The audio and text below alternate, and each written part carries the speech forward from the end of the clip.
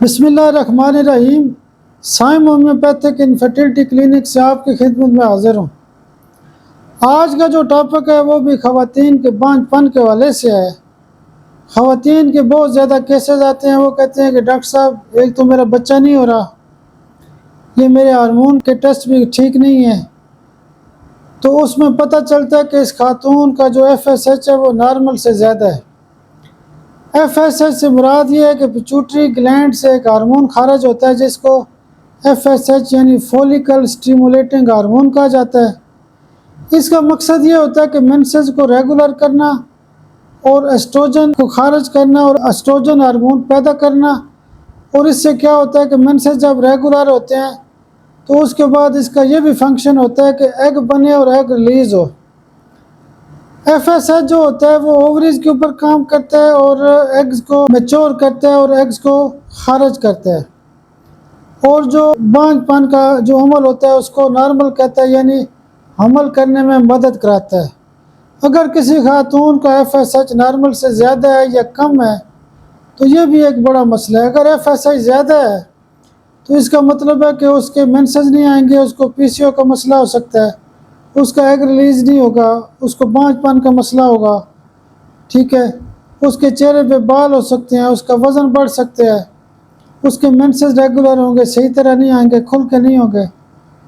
तो FSH की जो नॉर्मल रेंज होती है वो 10 तक नॉर्मल है। अगर ये 10 से ज़्यादा होगा तो इसका मतलब है कि इसकी जो ओवरीज हैं वो काम नहीं कर रही, एग रिलीज़ नहीं हो रहा, मेंसेस सही तरह नहीं है। तो FSH का जो ज़्यादा होना है ये एक बहुत बड़ा मसला है। ये स्ट्रेस की वजह से भी हो सकता है, हमारी खुराकें ऐसी हैं बहुत सारे, पिट्यूटरी में को ट्यूमर हो सकता है, ठीक है, और भी मुख्तलिफ बीमारियां होती हैं जिससे FSH का मसला हो सकता है।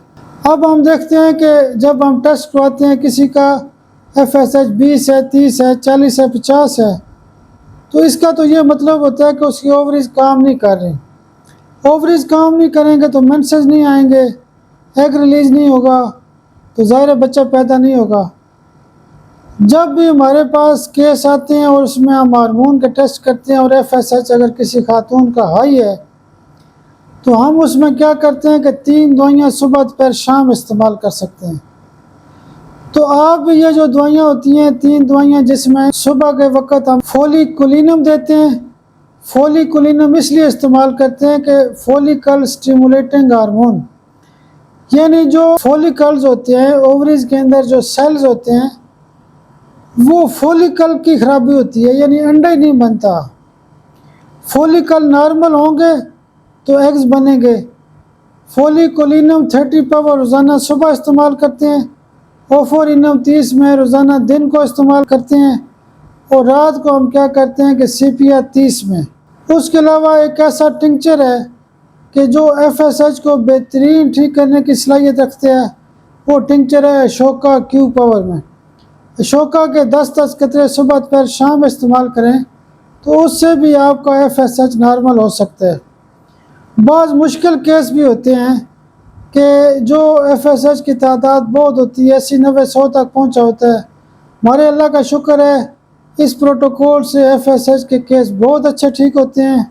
जो मुश्किल केसेस होते हैं उसमें हम सबसे पहले एक डोज देते हैं ट्यूबर CM में, दूसरे दिन पिट्यूटरी CM में, और तीसरे दिन FSH CM पावर में खुराक देते हैं। तो जो मुश्किल से मुश्किल केस होते हैं FSH बढ़ने के वो भी ठीक हो जाते हैं और ओवरीज का फंक्शन नॉर्मल हो जाता है और बांझपन का जो मसला होता है वो हल हो जाता है। आप मेरे लिए दुआ भी किया करें, अल्लाह पाक आपको भी सेहत और सलामती दे। बहुत शुक्रिया, बहुत शुक्रिया, बहुत शुक्रिया।